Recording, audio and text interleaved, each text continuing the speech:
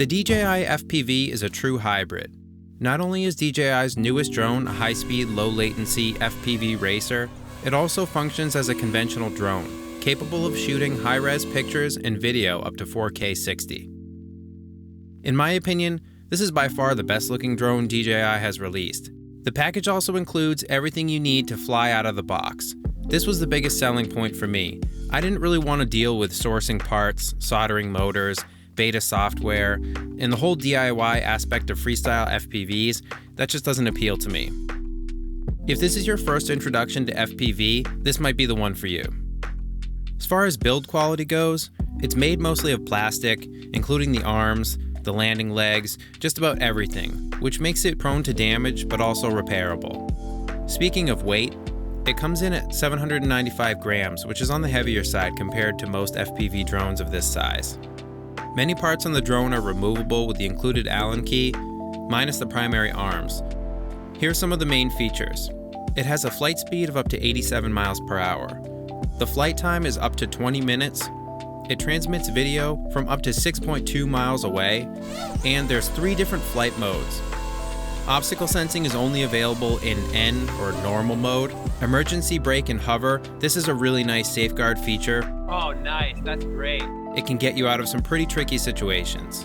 And it has a modular design with replaceable gimbal, landing gear, and top shell. As far as image quality goes, the camera offers a limited range of filming options: 4K 60 FPS and 1080 120 FPS. It has a 150-degree super wide-angle field of view, and there's also in-camera electronic image stabilization. I would say the best option for image capture is 4K 60. Unless you want extra slow motion, you'll have to sacrifice some image quality for those extra frames. It can capture in H.264 and H.265 video formats with a bitrate up to 120 megabits per second. It captures JPEG stills at 12 megapixels, but doesn't offer a DNG alternative like other DJI drones. Just like every other DJI product I've ever used, the software is really great. The goggle software is also great. There was no confusion about where to select and how to go about formatting the SD card or changing drone control settings.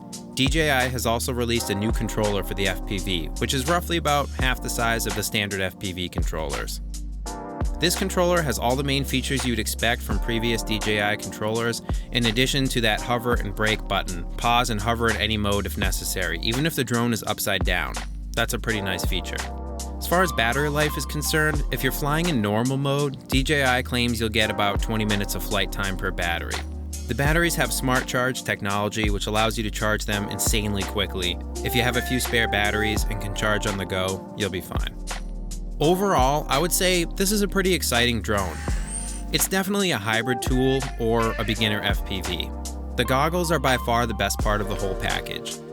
DJI really can boast about the new O3 video transmission system. You see everything so well and with very low latency. Setup, usability, and flight characteristics are really great. It just works. These are so incredibly fun to fly, and it's a truly immersive experience. I really loved it. Just a few downsides to mention would be, the headset battery runs from a long USB-C cable that has to be in your pocket. I'm sure there's going to be another version of this drone in 6 months to a year that's going to have better features, greater specs, wider range of available parts.